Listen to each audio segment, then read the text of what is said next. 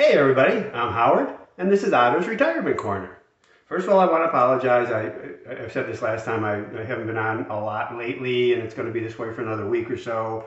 I'm in the middle of training and competing in various senior Olympic events and some softball tournaments, so I apologize for that. Okay, so first today, before I get to the main topic, I want to talk about our buddy Sarasota Tim. Yes, I know he put out 2 videos recently that a lot of people saw and emailed me or commented to me about, wanting me to reply or respond to him.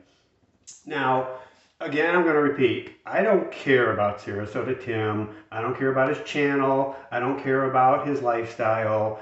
I only care about him giving out false information on Social Security. He can say whatever else he wants. I just don't care. When it comes to Social Security, I looked at his latest video, Take It at 62. We all know his spiel. There's nothing new in there. There was absolutely nothing new in there for me to respond to. It's the same misinformation, misbeliefs. He obviously went on a paranoid rant about, people lying about him or misrepresenting him. I don't see that. I think he's just trying to protect his image.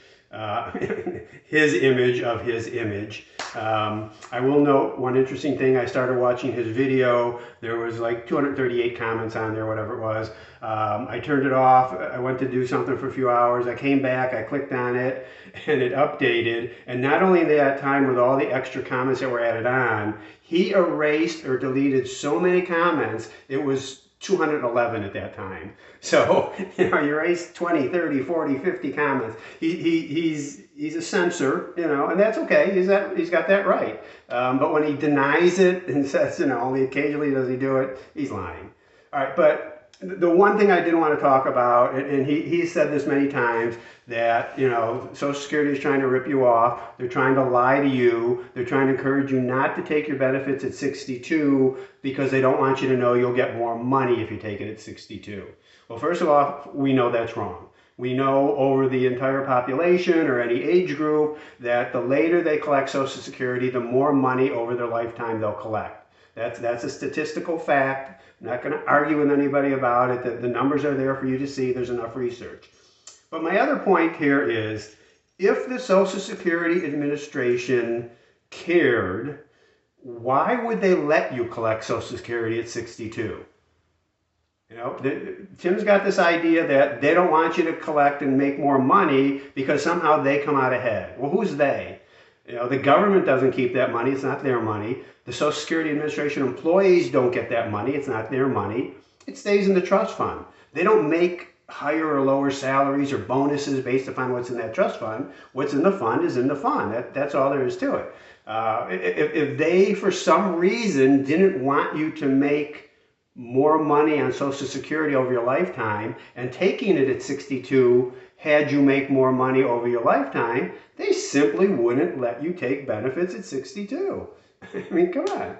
All right, so let's move on. So where do you keep your cash? That's what we want to talk about today. And very clearly, the answer to that question is different before you retire versus after you retire. And I'm going to talk about my situation because I'm not giving you advice. I'm just telling you what I do and why I would do it. So before I retired, in my mind, you don't really need much in cash. You should be living off your earnings in your job. And if you're not living below your means. You need to adjust your spending. So you have a checking account to pay your bills, whether it's online bill pay or actually writing out checks. Who does that anymore? But I guess that occasionally happens. So within your checking account, if your monthly expenditures are $5,000, I would keep $7,000, $8,000 in there. A little bit for emergencies, a little bit for if you splurge on something you weren't planning, and that's all the cash you need. Other than that, both in your taxable account and your IRA or 401k, whatever you have in a tax-deferred account, there's no reason to keep cash. There really isn't. So, I prefer, the younger you are, if you're in your 30s and 40s, even into your 50s, 100% stock allocation in my mind is okay.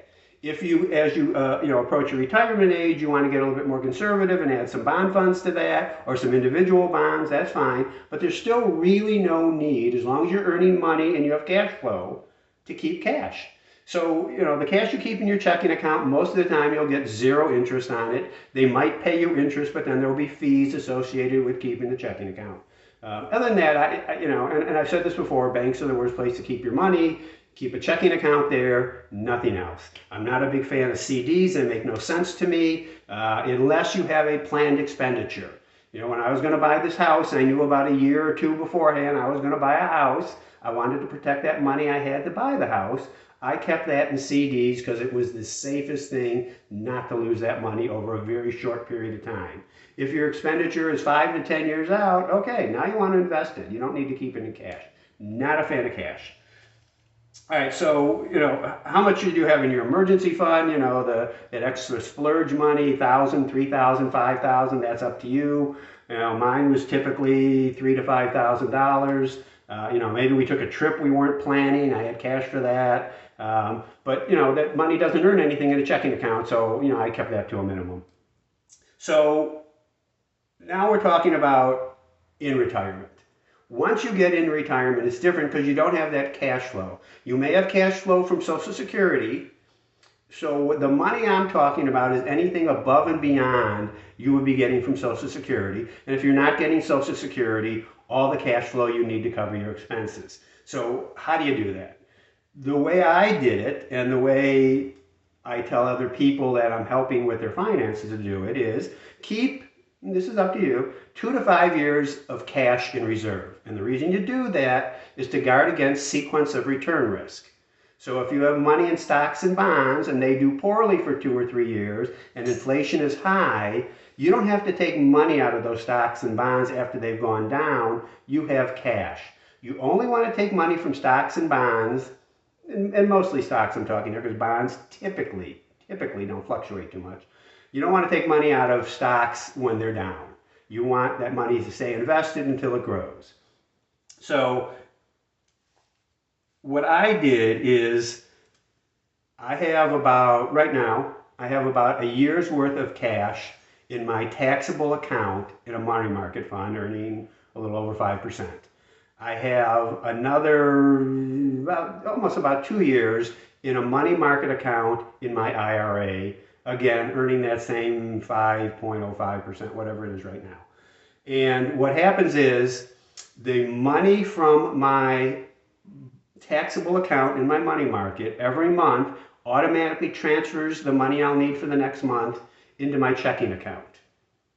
Meanwhile, as that amount dwindles down near the end of the year, I will take money from my IRA money market account and transfer that into my taxable account for the next year. Sometimes I'll break it up into different parts. It depends what's going on or what cash I think I need. I'd like to keep it in the IRA as long as possible rather than pay taxes on it immediately, because as I transfer to my IRA, it's taxable income. So it allows me to sort of judge more towards the end of the year how much I'm actually going to need. So there's a flow from my IRA to my taxable account into my checking account to pay my bills. And it works very well for me. So what the other investments I have are some bonds. I don't have bond funds, I have bonds. And as they mature in my IRA, they then feed my cash account. Now, if I get too much cash in there, I can take some of that and put it back into either bonds or stocks.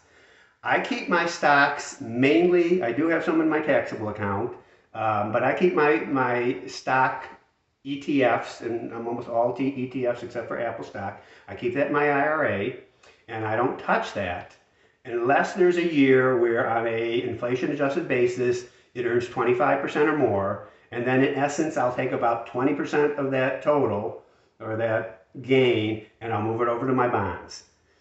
And that way, over my lifetime in retirement, what should happen is my stocks allocation continues to grow. Now, you may think that's contrary to what you should be doing in retirement, but there's enough research to show that in order to guard against longevity risk, where you might live to 85, 90, or 95, you need a good stock allocation. So that's the way I do it. What do? Where's your cash? How much? And I'm not asking for a dollar amount. Don't tell me how much money you have if you don't want to. You know, is it a year? Is it 2 years? Is it 5 years? How much cash do you keep? Do you keep in taxable accounts, IRAs? Where do you keep that cash? How do you manage and juggle your money and pay your bills in retirement? Talking to the retirement people. Let me know in the comments. Again, thanks for watching. Please subscribe. Please like. Please share. And please comment. See you next time. Bye.